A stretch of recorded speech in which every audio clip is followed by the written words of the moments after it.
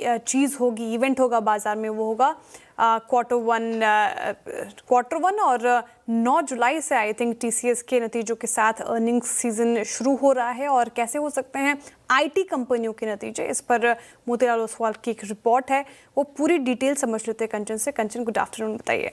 Good afternoon Shreya. और हमने 19 जून को देखा था कि तीसरी तिमाही के अपने नंबर्स प्रेजेंट किए थे एक्सटेंशन ने, जहां पे क्लाइंट स्पेंडिंग को लेके काफ़ी ज़्यादा कंसर्न्स बने हुए थे। इनफैक्ट जो उनका रेवेन्यू गाइडेंस है वो भी हमें कट होता हुआ दिखाई दिया था 3 से 4% का। उसके बाद वहां से कहीं ना कहीं हमें जो आने वाली अर्निंग्स है फर्स्ट क्वार्टर की, उसका एक हिंट तो लग गया था। तो अब माना ये जा रहा है कि जो 9 जून से शुरुआत हो रही है रिजल्ट्स की, सबसे पहले टीसीएस के, एलटीआईएम, एचसीएल टेक, टेक महिंद्रा, इन्फोसिस और एम्फेसिस अपने जो नंबर्स हैं वो पेश करेंगी।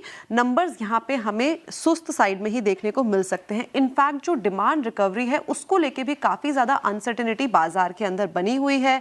जो इस टाइम पे स्पेंडिंग है, एआई है और जो जियोपॉलिटिकल अनसर्टेनिटी है, उसका काफ़ी बड़ा इम्पैक्ट हमें पहली तिमाही के नंबर पे आता हुआ दिखाई दे सकता है। इनफैक्ट अगर हम बात करें गाइडेंस की, वहां पे भी एक कटौती की जो संभावनाएं हैं वो जताई जा रही है।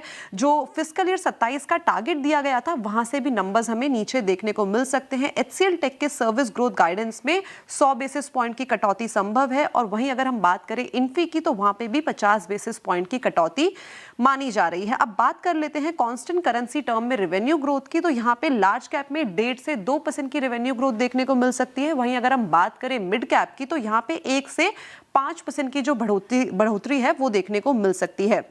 इसके अलावा एबिट ग्रोथ की बात करी जाए तो 16.5% का अपसाइड यहाँ पे माना जा रहा है और ओवरऑल प्रॉफिटेबिलिटी में 13 से 13.5% की ग्रोथ एक्सपेक्टेड है। इसके साथ अगर हम बात करें स्टॉक स्पेसिफिक रेवेन्यू ग्रोथ की, तो देखिए टीसीएस और एलटीआईएम की जो ग्रोथ है वो हमें फ्लैटर साइड में देखने को मिल सकती है। एचसीएल टेक केवल 1% का इजाफा, इसके अलावा इन्फोसिस में 2% की ग्रोथ एक्सपेक्टेड है। साथ में हेक्सावेयर में करीबन 5% की और परसिस्टेंट में 3% की जो ग्रोथ है उसका अनुमान इस टाइम पे बताया जा रहा है। मार्जिन्स की इस टाइम पे बात करें तो इन्फी एचसीएल टेक में 40 बेसिस पॉइंट का इजाफा, टेक महिंद्रा में 50 और टीसीएस में हमें नेगेटिव जो नंबर्स हैं वो आते हुए दिखाई दे सकते हैं। इसके अलावा विप्रो, कोफोर्ज, परसिस्टेंट, जेंसार के मार्जिन्स पे तो हमें काफी भारी दबाव जो है वो देखने को मिल सकता है। अब एक बार लास्ट बात कर लेते हैं कि कंपनी के वैल्यूएशंस कैसे है। वैल्यूएशन इस टाइम पे देखिए काफी ज्यादा हमें कंफर्ट होते हुए दिखाई दे रहे हैं। अगर हम बात करें टियर 1 शेयर्स की, तो वो अपने 5 साल 10 साल के जो एवरेज है उससे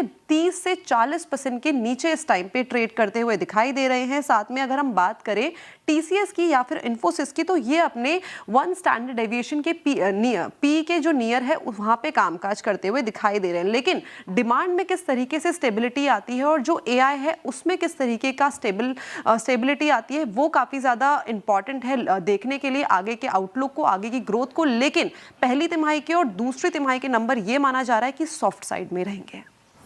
ओके, शुक्रिया कंचन आपका इस पूरी बातचीत के लिए। तो अगर आप देखें एफएसएल की रिपोर्ट कैसे रहेंगे नंबर्स, उस पर पूर्वानुमान। Meanwhile Nifty